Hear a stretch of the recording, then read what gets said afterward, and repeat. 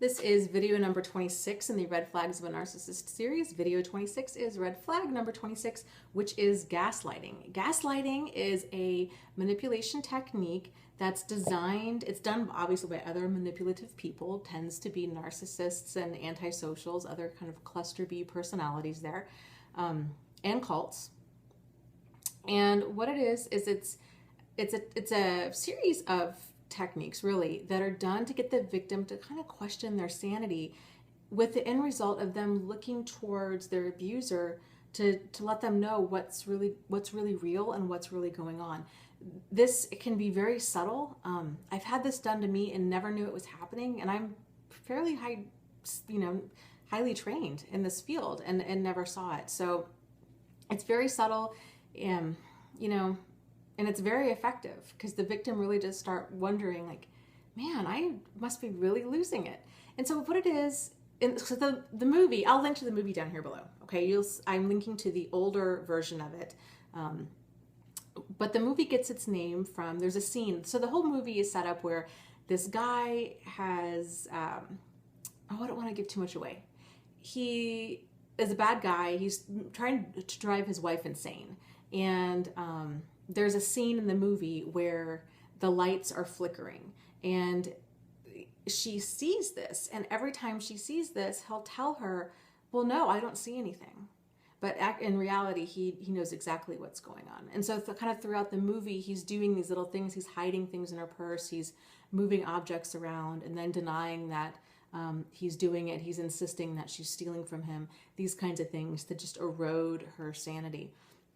So, modern forms of gaslighting might be somebody that's just flat out denying their behavior. So maybe, let's say, for example, you think a person's cheating or they have suspicious behavior and they're on their phone all the time, right? And so you say, it's so weird that you're on your phone all the time. Like, normal people don't do that, and kind of what's going on. And then they get upset with you and they kind of deny and they deflect that behavior. And they're like, that's, there's nothing wrong with this, and I have my own business, and this is why I need to be on the phone. I need to have my phone with me at all times, even when I'm in the shower. My phone needs to be, where you can't get to it is basically what it is, right? Like, my phone needs to be where you can't get to it. And so really, I don't have the problem. You have the problem. You have issues with trust. And so now the victim finds him or herself being like, oh, I'm so sorry. And they're apologizing, and now they're questioning. And again, this goes back to one of the earlier red flags, which is that they get you to introspect, which is cha-cha-cha-cha. Of course, now I can't find that red flag. But there is an earlier red flag if they get you to introspect. Oh, it's red flag number 17. And so you start introspecting, you start questioning everything, right? You're like, well, am I being paranoid, or is this behavior strange? And maybe you're Googling things, you're talking to your other friends about it.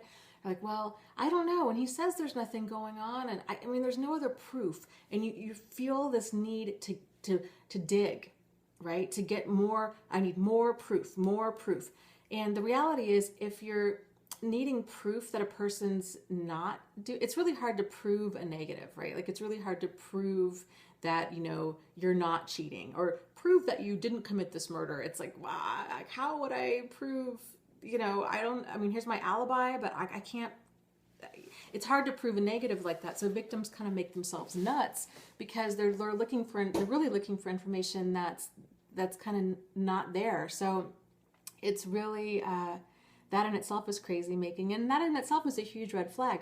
Normal people in normal relationships don't dig to that extent to get some sort of clarity or answer. Even like, and a lot of times victims are digging, they're not even sure what they're looking for. They're just kind of hoping that they're going to stumble across something that'll help kind of make all these fragmented stories or actions and words that don't seem to line up, or behaviors that they're seeing don't line up. They're hoping to find something that'll just make it all make sense. But really, it's just gaslighting, right? So you could find a pair of, if you think he's cheating, a pair of women's underwear in, his bed, and he's going to say, well, those are yours. Well, no, they're not. Like, I know what my underwear looks like, right? So, and then you start questioning us, and he's like, no, we bought those Valentine's Day 3 years ago. And then you start thinking, like, well, did we? Like, I really don't remember that. And he's like, yes, of course. Oh my God, I can't believe you forgot. I am so hurt.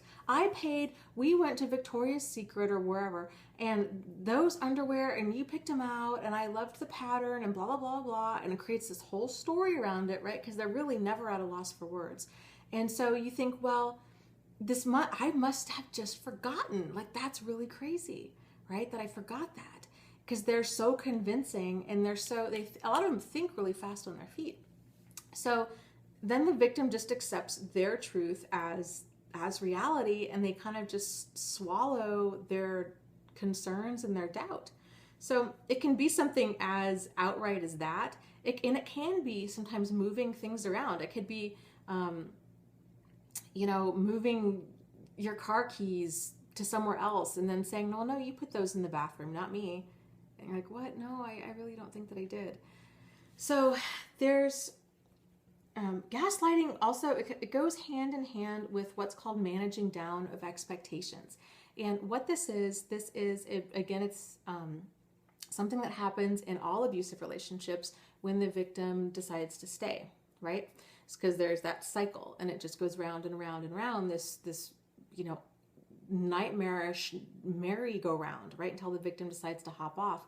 And so what it is it's not only that idealized, devalue, discard cycle. It's this when the discard happens, when the victim either breaks up or the narcissist breaks up with them, there's kind of this like breakup period, right? And so now that the narcissist has done something, let's say cheating, you find panties in his bed, and you accept his reality as your own, this crazy story. And then next time that happens, that behavior doesn't seem that crazy, right? Because that initial shock of it's worn off.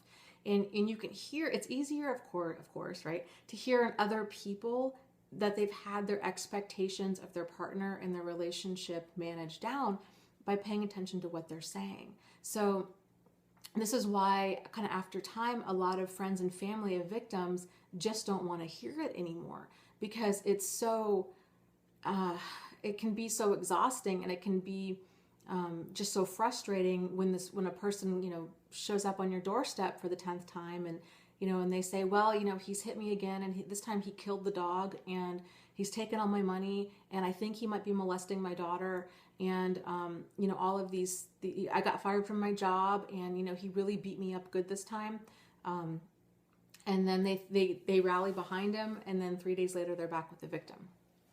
I've heard this so many times and it's, I don't know. It's so frustrating, and it's hard. But the reality is, on average, it takes victims 7 times to leave their abuser before they either leave for good or they're killed. So it's hard, I think, as an outside person, even if you have gone through this kind of relationship. I think sometimes it's even worse if you've gone through this type of relationship, because hearing other people go through it can really be a trigger. I've had a couple of friends that I believe are in narcissistic relationships, and I didn't realize that it was a trigger. There's so many things. It's so funny, because I've been in this field for like a long time. There's so many things I look back on, and I'm like, it's so you just can't see it in your own life. It's like you're blind to it. But hearing their stories and just the craziness of it, and it's like, oh, well, he ran off with this other woman, and he got her pregnant, and then he drained the account, and then this happened, and then now we owe us money, and he moved his girlfriend in, and I don't really know what to do. And it's sort of like they're like, what's going on in their life, like their level of normal issues in their relationship are crazy. It's crazy sounding to outside people, right? And it's because they've had their expectations managed down, where their behavior that they're expecting from their partner is really, really low. So a lot of that comes from gaslighting, right? Because there's always an excuse, there's always that denying, there's always that deflecting of behavior of saying, well, that never happened, that's not real, you must have heard wrong, you saw that wrong. Here's an example of gaslighting. This is perfect. Okay, so my second covert narcissist, Steve, when all of that ended, kind of long story short, he went back to his wife that I did not know was still in the picture, okay? And her and I we found out about each other, we began talking, and actually ended up talking for several hours every day. Once kind of the truth, we realized that we were being triangulated, the truth came out. Turns out she wasn't this crazy alcoholic addict, neglectful spouse, and I wasn't this home-wrecking, awful, crazy, bipolar other person. So we got to talking about things, and we were both trying to kind of plan this exit strategy. We were actually both terrified for each other, even though we lived 26 hours away from each other. I was so concerned about her because she had just kicked him out of the house. So he lived nearby, and she told me, she said, Dana, he won't stop. Like, he won't stop. I will tell you that right now.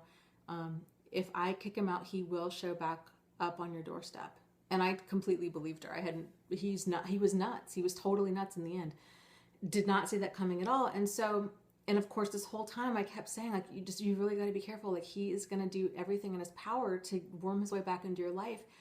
This dynamic, him up and leaving you over and over and over again and causing you financial ruin and racking up debt and gambling debt and bills and all of this craziness will always continue if he's in your life. And she's like, I know this. And he just had her so manipulated. Well, the very last thing that she'd said to me was, I'm sorry, I'm just going to have to try again with him.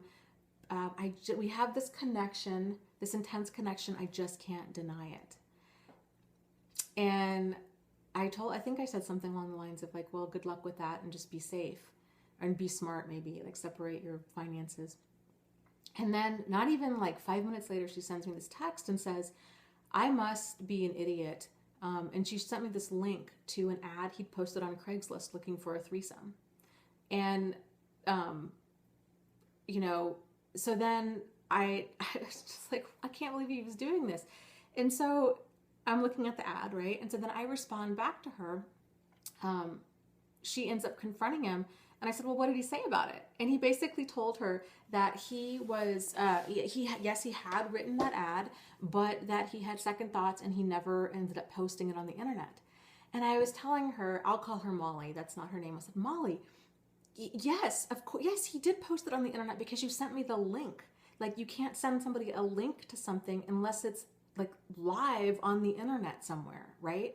And she would not hear it. She really wanted to accept the fact that she wanted to accept his lie as the truth. That was the last I've talked to her.